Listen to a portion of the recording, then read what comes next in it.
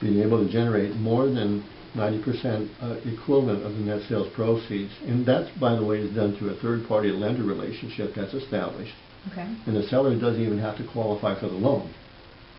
That's nice. And there's different aspects to that that need to be understood, but the seller's in an extremely safe position through this process. Okay.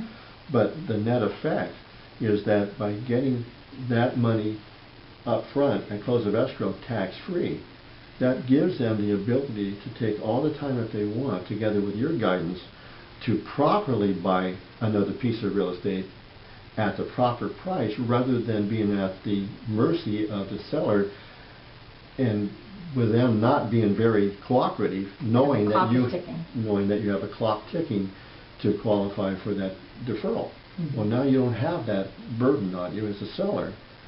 Now you get to price out the property the way it should be priced out, at normally a much lower price tag than doing it through an exchange. Because there was a study done some time ago by a major university that proved out that most exchanges, the uplay properties are purchased at a premium. Because you've got the clock ticking, and you, exactly. as a buyer, you lose some of your negotiating leverage because the clock is ticking, and the seller knows it, because they're on the same boat with their uplay property. That's right. So it's a domino effect, isn't it? It is a domino effect. So, but by doing it, this approach, you're still deferring the taxes. You're getting the money up front tax-free. Now you're buying the property at an appropriate price tag, but now you also have a higher basis on the property you want to buy. Now you're getting more tax benefit on that property as well than you would through a 1031 exchange. Let me ask you, let's say I'm currently in a 1031 tax exchange, okay. And let's say that things are going south and it looks like it's about to fall apart.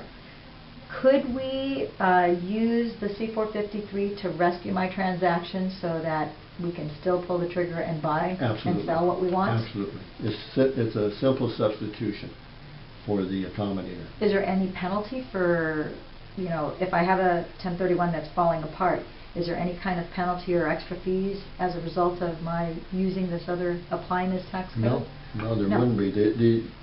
I don't know if you'd call it a fee or not. I mean, you still would be responsible for paying the accommodator for whatever the accommodator did on the exchange. But that's minimal at best. And that's a tax write-off anyhow. It's a write-off so anyway, sure. And how long does it normally take to put together a C453? If I were to, bring a client today, and let's say we would sit down and have our very first meeting, from the time that we first meet. So if we were to, let's say I have somebody who is interested in using the C453 strategy, and they're starting at point zero, where they're meeting with you for the first time. They've got some property that is highly appreciated. They need to sell. They don't want to do a 1031 tax exchange, or they're entertaining the idea of doing a 1031. From start to finish, cradle to grave, how long would the whole process take, assuming that we can, as soon as we put the property on the market, we've got a buyer, let's say within 30 days. How long does it take to put this whole thing together?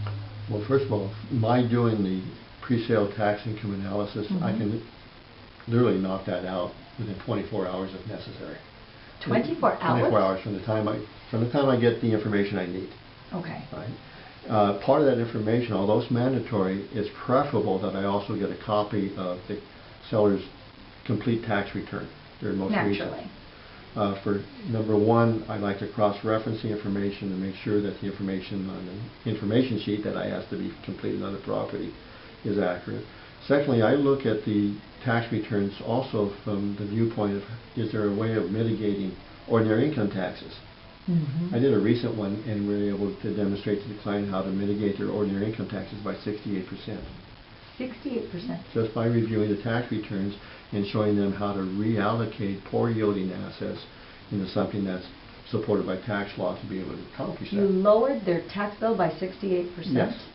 So can you give me an idea of what the range of dollar amount that was in that particular client's case? Yeah, in that particular case, we were, and this is every year for 10 years, by the way.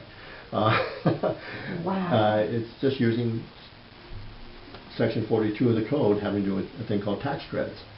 Wow. But reallocating poor yielding assets for them to put it into this particular type of an approach that's supported by law. And the benefits from that approach were far better than what they were getting on the low yielding asset. But in their case, we were saving probably, as I recall, in the neighborhood of more than $30,000 a year. $30,000 a year Yeah. for 10 years. Each year for 10 years. Wow.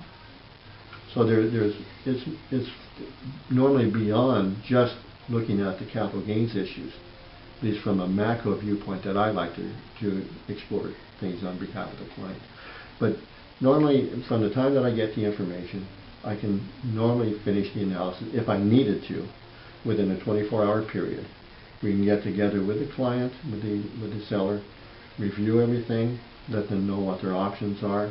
If the collateralized installment sale is the option of choice, we can literally get the whole thing done within a week.